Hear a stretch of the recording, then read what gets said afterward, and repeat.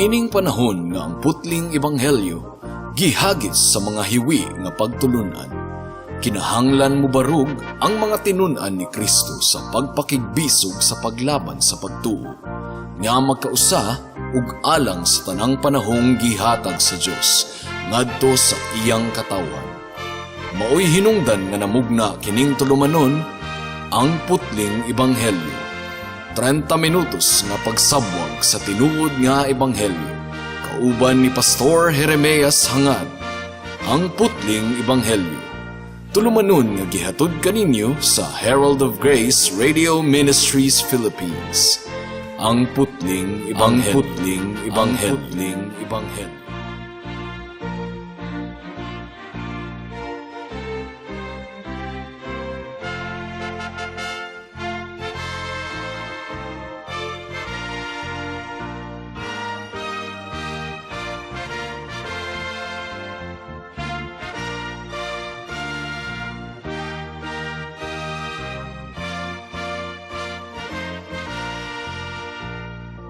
Mayong hapon, Dapitan City, Dipolog City, Zamboanga del Norte, Zamboanga Sibugay, Misamis Occidental ug kutob sa tanang gidala sa Ginoo sa pagpaminaw niining atong programa nga giuluhan og ang putling ebanghelyo.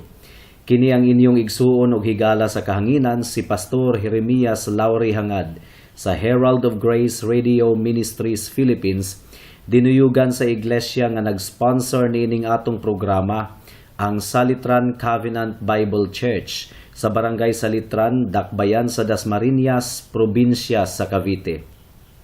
Ang atong teksto ning takna sa kahaponon makita sa mga Buhat Kapitulo 16, versikulo 22 hangtod sa 28. Ang giingon diri, miapil ang mga tawo sa pagdagmal kanila ug gigisi sa mga opisyal ang mga bisti ni Pablo ug ni Silas ug misugo nga bunalan sila.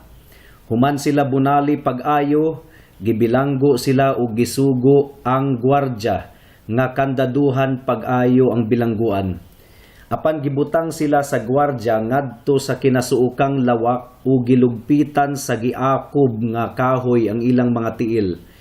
Sa hapit na ang tungang gabii, si Pablo ug si Silas nagampo ug nag-awit ug mga pagdayig ngadto sa Dios ug namati kanila ang ubang mga binilanggo. Unya sa kalit milinog ug kusog nga nakatay og pag-ayo bisan sa pasukaranan sa bilangguan ug nangaabli ang tanang pultahan ug nangatangtang ang mga kadena sa tanang binilanggo. Nahigmata ang tinugyanan sa bilangguan ug sa pagkakita niya nga naabli na ang mga pultahan, gikaingon niya nang layas ang tanang binilanggo, busa gilanit niya ang iyang espada aron maghikog unta. Apan misinggit si Pablo, ayaw paghikog, ani ara kaming tanan. Kung nahinumduman ninyo ang sugilano ni adtong miaging simana, mga kahigalaan, gipalayas ni Pablo sa ngalan ni Hesukristo ang espiritu sa pagpanagna nga nagulipon sa batanong babayi didto sa Filipos. Ug sa dihang nakaamgo ang mga agalo ni adtong babayhana nga dili na sila makasapi sa pagpanagna sa ilang ulipon, ilang gidakop si Pablo ug si Silas ug gidala ngadto sa hukmanan. Gapakaaron ingnon sila nga concerned kunuhay sila sa mga tradisyon nga Romanhon sa ilang dapit nga namiligrong mapapas gumikan sa pagtulunan ni Pablo. Apan ang tinuod mga kahigalaan, ang tinuod nga rason nganong nasuko sila mao nga dili na sila makasapi pa tungod kay milayas naman ang demonyo sa pagpanagna nga nagulipon sa ilang sulugoon. So imbis nga mopasakop sila kang Hesus, ang tinuod nga Dios nga gamhanan sa nga tanan, mas gipili pa nila unta ang demonyo sa pagpanagna nga nakahatag kanila og sapi sulod sa hataas nga panahon. Ug daghan sa mga katawhan sa atong kapanahunan karon nga mas gipalabi nila ang kwarta kaysa mailhan nila ang tinuod nga Dios ug moalagad sila sa tinuod nga Dios. Adunay duha ka bahin ang atong pamalandong ning takna sa kahaponon. Una, ang makusganong pagkamabatukon. Ikaduha, ang landag nga testimonyo. Ug ikatulo, ang gamhanang interbensyon o panggilabot. Mudangat na kita sa unang punto, ang makusganong pagkamabatukon. Atong basahon ang bersikulo 22 sa atong teksto. Ang giingon diri, miapil ang mga tawo sa pagdagmal kanila o gigisi sa mga opisyal ang mga biste ni Pablo ug ni Silas ug misugo nga bunalan sila. Unsa may atong makita niini mga kahigalaan? Gipakita niini nga sugilanon ang kamatuoran nga ang mga tawo dali ra gayud kaayong mapaling. Baguhay pa lang gayud kaayo. In fact, murag kaganina lang. Nakita nila ang dakong demonstrasyon sa gahom sa Dios. Sa dihang gipalayas ni Pablo sa ngalan ni Jesus ang demonyo sa pagpanagna gikan sa lawas sa ulipong babayi. Ug kadto nga panghitabo mga kigalaan, igo na unta nga mag-aghat kanila nga talikdan nila ang ilang mga Dios aron moalagad sa tinuod ug buhi nga Dios. Unang Tesalonica kapitulo 1 bersikulo 9. Apan sa dihang ang mga agalo ni adtong babaying ulipon nagpakaaron ingnon kunuhay, isip tigpanalipod sa ilang kultura, kostumbre ug relihiyon nga ilang gibutang-butang nga gihilabta ni Pablo ug sa iyang mga kauban. Nalimtan dayo nila ang gamhanan kaayong pasundayag sa gahom sa Dios. Ug miapil pa sila ug dagmal kang Pablo ug kang Silas. Ang mga opisyalis usab, gigisi nila ang mga bisti ni Pablo ug ni Silas ug ila silang gipabunalan og duro. Bisan pag wala pay patas nga trial didto sa korte. Mga kahigalaan, ihimplo kini sa mga daotang opisyalis nga walay kaalam ug narag paminaw sa kasuko sa mga katawhan. Ug di ba, mauman usab kini ang nahitabo kang Hesus. Niadtong malampuson siyang misulod sa Jerusalem, ang mga tawo naninggit pa og Hosana. Dalaygon siya nga mianhi sa ngalan sa Dios. So ilang gidayeg si Jesus. Apan sa dihang gidakop na si Jesus, kadtong mga tawhana, mga kahigalaan, nga kanhi midayig kaniya, nagsinggit na karon og ilansang siya sa krus, patya siya, ilansang siya sa krus. So nagpasabot kini mga kahigalaan nga dali ragayod kaayo mapaling ang kasing-kasing ug hunahuna sa mga katawhan. Kung ang mga magtutuo man gani, aduna pay dakong posibilidad nga motipas sa insakto nga dalan ug mubiya sa atong Ginoo. Salamat na lang kay ang Dios nagsaad nga iyang atimanon ang iyang mga katawhan hangtod sa iyang pagbalik. Apan kung wala pa ang pag-atiman sa Ginoo kanila, mga kaigsuonan, motipas gayud sila gikan sa insaktong dalan.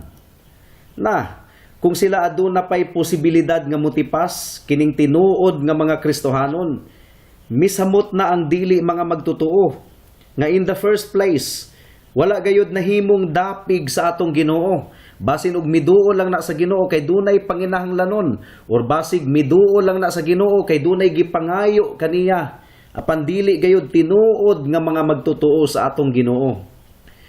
So dili na nato ikatingala pa mga kahigalaan kung nganong ang mga Israelita sa una at one point midayeg sa Ginoo tungod sa kahibulungang butang nga iyang gibuhat. Apan pagkataod-taod mireklamo na usab sila og duro ug naghagit kang Moises nga mubalik na lang sila didto sa Ehipto. Mao nga sa atong teksto karon mga kahigalaan, sa nahitabo nilang Pablo ug ni Silas, gipahamtangan na sila og silot dayon bisag wala pa sila i-trial didto sa korte. Gani ang mga pastors karon, paspas kaayong pasumanginlan sa mga tawo nga nagnegosyo ra kuno, gigamit ra kuno ang relihiyon aron sa pagpanapi. Paspas kaayong mubiay-biay ang mga katawhan, bisan pag wala pa nila madunggi ug masayri ang kamatuoran. Sa tinuod lang mga kahigalaan, kung kaming mga pastor dili pa tinawag sa Ginoo, kung kwarta lang ang among tuyo, nganong magpastor pa man mi, nga wala may mudato niining pagpamastor. Ang mga midato nga pastor kunuhay mga kahigalaan, kadto lamang mga kulto nga mga grupo, kadtong mga nagwali ra kanunay og prosperity gospel. Apan ang tinuod nga mga pastor nga nagwali sa tinuod nga ebanghelyo, walay mudato niini mga kahigalaan. Mag-abroad na lang unta mi, o di ba kaha magnegosyo aron mudato. Nganong magpastor pa man mi nga lisod man kaayo ang kinabuhi sa pastor. In my case, mga kahigalaan, English professor ko, ug in demand kaayo ang mga English professor sa Korea ug sa Japan. Mag-abroad na lang unta mi. Apan nganong gipili man namo ang hinagit nga kinabuhi sa pagpastor. Kini tungod kay gitawag kami sa Ginoo alang niini nga buluhaton, ug dili namo mahimong balibaran ang pagtawag sa Dios kanamo. So klaro gayud kaayo nga nagpanglihok si Satanas aron hiluan ang hunahuna sa mga katawhan, aron lutuson nila ang mga magwalali sa tinuod nga ebanghelyo. Apan bisan pa niini mga kahigalaan, magmadaugon gihapon ang mga katawhan sa Dios. Paminawan ninyo ang bersikulo 23 ug 24 sa atong teksto. Ang giingon diri, human sila bunali pag-ayo, gibilanggo sila og gisugo ang gwardya nga kandaduhan pag-ayo ang bilangguan. Busa gibutang sila sa gwardya ngadto sa kinasuukang lawak o gilugpitan sa giakob nga kahoy ang ilang mga tiil. Ang pagka mabinatukon sa mga tao sa Dios, kasagara gipakita nila sa ilang pagka mabinatukon sa mga mensahero sa Dios. Timan ikini mga kahigalaan, kung wala palang gayud unta ang grasya sa Ginoo nga nagpugong sa ilang daotang laraw, dugay ra untang nangamatay ang mga sulugoon sa Ginoo. Si Pablo ug si Silas sa atong teksto, ilang giisip nga first class nga mga kriminal. Mao nga ilang gibilanggo sila sa kinasuukang lawak ug gilugpitan pa sa giakob nga kahoy ang ilang mga tiil. So makaingon kita og grabe. Tinuod gayud nga walay sulugoon nga mas labaw pa kaysa iyang agalon. Kung si Jesus man gani ilang gilutos og gipatay, ang iya pakahang mga sulugoon, apan bisan pa niini mga kahigalaan, madaugon gihapon ang atong Ginoo. Tungod kay hangtod karon, nagpadayon pagihapon ang pagkuyanap sa buhing ebanghelyo sa tibuok kalibutan, bisan pa sa mga paglutos. Karon kadtong tinugyanan sa bilangguan, gahi na gayud kaayo tuog kasing-kasing. Tungod kay bisan pag napuno na og latos ang mga lawas ni Pablo ug ni Silas, iya pagayong gidugangan ang ilang pagantos, pinaagi sa paglugpit sa giakob nga kahoy ang ilang mga tiil. Dayon pagkahuman, natulog ra pud siya. Gahi kaayo og kasing-kasing. Apan bisan pa niini, adunay pagabuhaton ang Dios sa iyang kinabuhi ug sa iyang panimalay pagkataod-taod. Mao kini ang atong pamalandong karong sunod semana at ngininyo kini mga kahigalaan. Mudangat na kita sa ikaduhang punto, ang landag nga testimonyo. Atong paminawon ang bersikulo 25. Ang giingon diri, sa hapit na ang tungang gabii, si Pablo ug si Silas nagampo ug nag-awit ug mga pagdayeg ngadto sa Dios ug namati kanila ang ubang mga binilanggo. Atong makatuna niini mga kahigalaan, nga lahi ra gayud kaayo ang pananaw sa mga Kristohanon. Dili pareho sa pananaw sa kalibutan. Kay taliwala sa dako kaayong pagsulay, nagampo ug nag-awit gihapon og mga pagdayeg silang Pablo ug si Silas ngadto sa Dios. Dili kini masabtan sa mga tao sa kalibutan. Tingali kadtong mga kauban nga binilanggo ni adtong higayuna nga namati sa ilang pagampo ug pagdayig sa Ginoo. Naghunahuna tingali sila nga nangabuang na silang Pablo ug si Silas. Ilabi na kay sakit gayud kaayo ang ilang nasinatian. Ug di ba, mauman usab kini ang gikatingad-an sa mga tawo karon mahitungod sa mga Kristohanon nga bisag wala og tuo ang problema, malipayon man gihapon ug nagtamod gihapon sa Ginoo. Ingon ni ana mga kahigalaan, ingon ni ana ka kahibulungan ang grasya sa Ginoo. Naghatag kini og pinasahi nga kusog ug kalinaw nga dili masabtan sa kalibutan. My peace I give unto you. Matud pa ni Hesukristo, it's the peace that the world cannot give. It's the peace that the world cannot understand. Lahi ra gayud kaayo ang attitude sa mga Kristohanon kung makasinati sila og mga pag-antos ug pagsulay. Dili sila masabtan sa ubang mga katawhan. Dili gayud masabtan sa mga tawo sa kalibutan. Ang giingon sa Roma Kapitulo 5 versikulo 3 nga nagmalipayon usab kita diha sa mga pag-antos kay nasayod man kita nga ang mga pag-antos maghimo kanato nga malahutayon. Hingsamot nga dili nila madawat ang giingon sa Santiago Kapitulo 1 versikulo 2 ug 3 nga mga igsuon, isipa nga bulahan kamo kun ang tanang matang sa pagsulay moabot kaninyo. Kay nasayod kamo nga ang inyong pagtuo gisulayan lamang aron kamo mahimong malahutayon. So klaro gayud kaayo mga kahigalaan nga ang mga Kristohanon lahi ra gayud kaysa dili mga magtutuo. O grasya lamang sa Ginoo ang hinungdan niining tanan mga kahigalaan. Sa nahitabo kang Pablo ug kang Silas, gikatingala gayud kadto sa ubang mga binalanggo.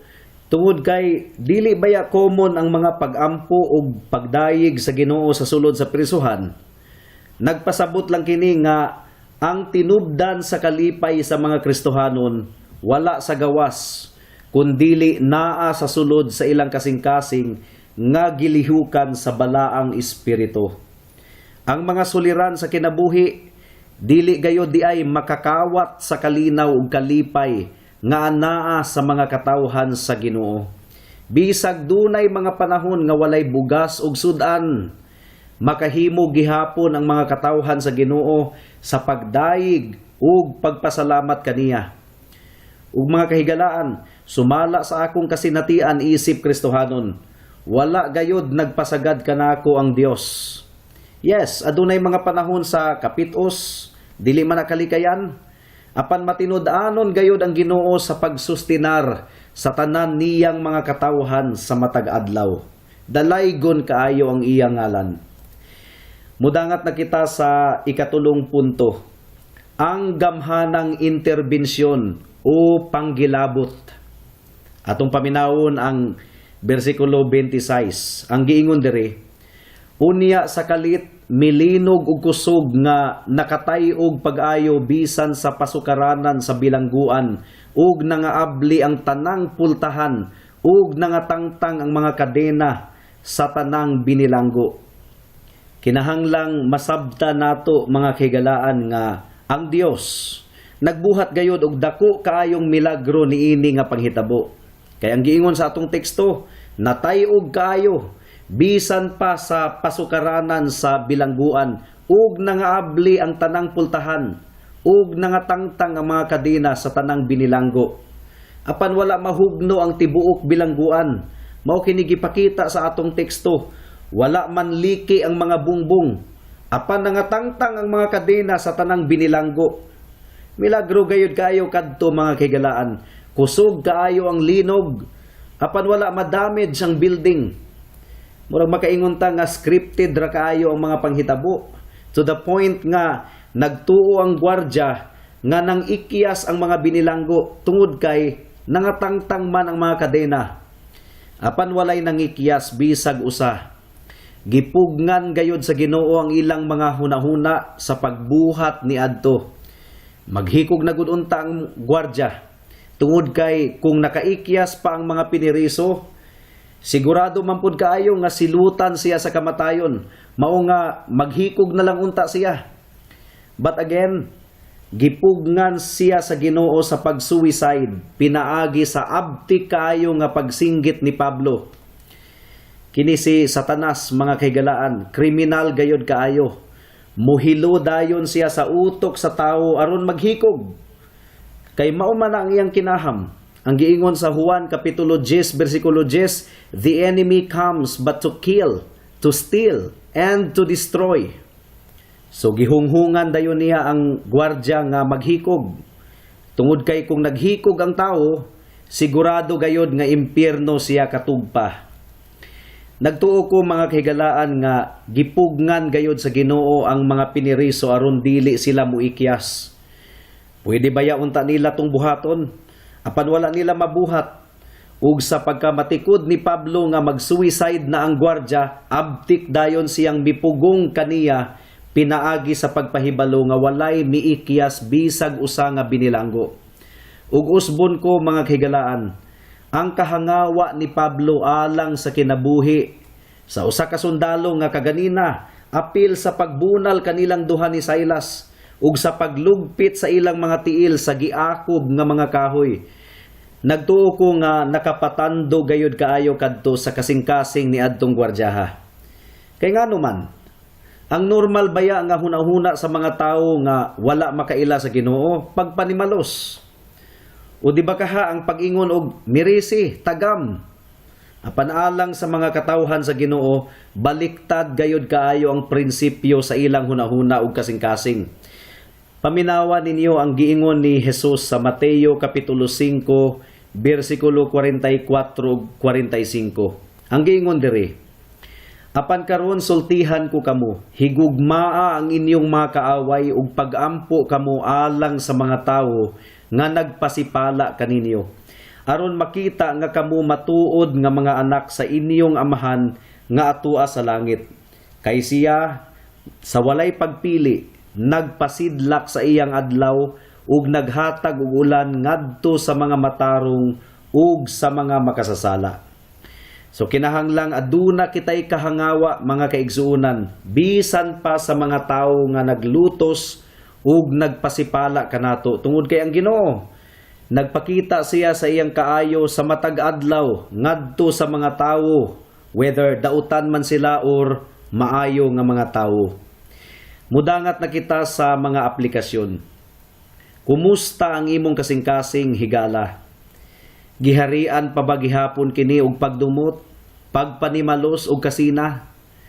Kinahanglan nimong masayran higala nga kining mga butanga, ilhanan nga ang tawo wala pa makadawat sa kaluwasan sa Ginoo. Kay ang kaluwasan nga gihatag ni Kristo pinaagi lamang sa iyang grasya.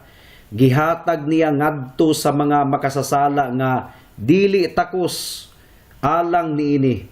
Ug nadawat nila kini pinaagi sa pagtuo sa dugo ni Kristo nga giula didto sa krus. Pagtuo nga adunay paghinulsol sa mga kasalanan. Kini nga kaluwasan mga kahigalaan, mamunga gayud og pagkabalaan sa kinabuhi. Mao nga kung paminawon ninyo ang giingon sa Tito kapitulo 3 bersikulo 3 hangtod sa 5, ang giingon diri, kay kaniadto kita usab mga buang-buang, masupilon ug nangasaag, naulipon kita sa mga kaibog ug sa tanang matang sa kahilayan ug nagkinabuhi sa pagkadautan ug pagkamasinahon. Ang uban nasilag kanato ug ato usab silang gikasilagan. Apan gipadayag sa Dios ang iyang kaluoy ug gugma. Giluwas kita niya, kini dili tungod sa bisan unsang maayo nga atong nabuhat, kundili tungod sa iyang kaluoy. Giluwas kita niya, pinaagi sa paghugas kanato, aron kita matawo pag-usab, ug makabaton og bag-ong kinabuhi, diha sa Espiritu. Higala tinuod na ba kini sa imong kinabuhi? Kay kung dili pa, dili ka paluwas. Tawag sa atong Ginoong Hesukristo karon, paghinulsol sa imong mga sala ug pangayua kaniya ang kaluwasan. Pangayua kaniya ang kabag-uhan sa imong kasing-kasing. Dili kaniya balibaran kung mutawag ka kaniya higala. Iya kang luwason ug pasayloon ug hugasan sa tanan nimong sala. Bag-uhon niya ang imong kasing-kasing aron ikaw magkinabuhi nga balaan sa matag adlaw, aron matangtang ang tanang kasuko, pagdumot, kasilag sa imong kasing-kasing. Ayaw nagdugaya pa higala. Buhata na kini karon samtang aduna pay higayon, kay basin og karong taod-taod ulahi na ang tanan. Amen. Hangtod din hila kita taman sa atong pagtuon karong taknaa tungod kay wala na kitay oras pa. Ako kamong padayon nga giimbitar sa pagpaminaw niining atong programa sa matag Sabado alas 4 hangtod sa alas 4:30 sa hapon dinhi sa Radyo Bibo. Daghang salamat.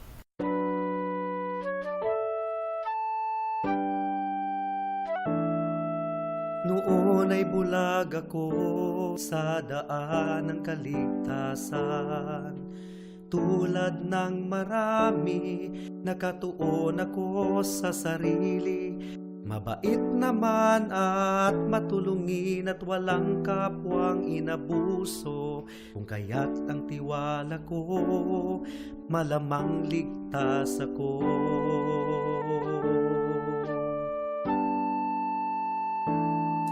Ngunit ang isipan ko'y binuksan ng Panginoon. Bigat ng kasalanan ko'y pinakita niya sa akin. Dagdag pa ang aking puso, likas na sa Diyos ay umaayaw. Kung kaya't ako'y nabahala sa aking kaluluwa. Ano nga bang batayan ng katubusan at kaligtasan ng isang katulad kong makasalanan? Ngayon ay batid ko na ako'y walang magagawa upang ituwid ang aking kaluluwa. Sa harapan ng Diyos, ako'y tumawag kay Jesus at nagtiwala ng lubos sa Kanyang kapatawaran at tawang puspos. Siya lang ang manunubos pagkat siya'y namatay sa krus. Dahil sa aking kasalanan, ang sumpa sa Kanya'y binuhos.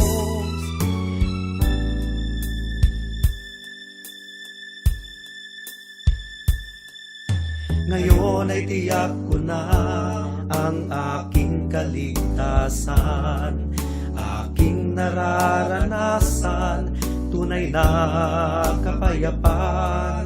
Ang puso ko'y binago niya, ang buhay ko'y inayos niya. Purihin si Jesus sa dakilang biyaya niya. Puso ko'y binago niya, ang buhay ko'y inayos niya. Purihin si Jesus sa dakilang biyaya niya. Ang nasayran nato mao nga inig-abot na ni Kristo, mahisama kita kaniya kay makita man nato siya sa iya gayong pagkasiya. Og ang tanan nga nagbaton niini nga paglaom, diha kang Kristo nagputli sa ilang kaugalingon, ingon nga si Kristo putli. Ang nakasala naglapas sa balaod sa Dios, kay ang pagpakasala maoy paglapas sa balaod. Nasayod kamo nga mianhi si Kristo aron pagkuha sa atong mga sala, ug siya walay sala. Busa ang tanan nga anaa kang Kristo dili na magpakasala. Apan ang magpadayon sa pagpakasala, wala pa makakita o makaila kaniya. Mga anak, ayaw kamo palimbong. Ang nagbuhat sa matarong sama kang Kristo. Ang magpadayon sa pagpakasala, iya sayawa, kay ang yawa nagpakasala man sukad pagayod sa sinugdan.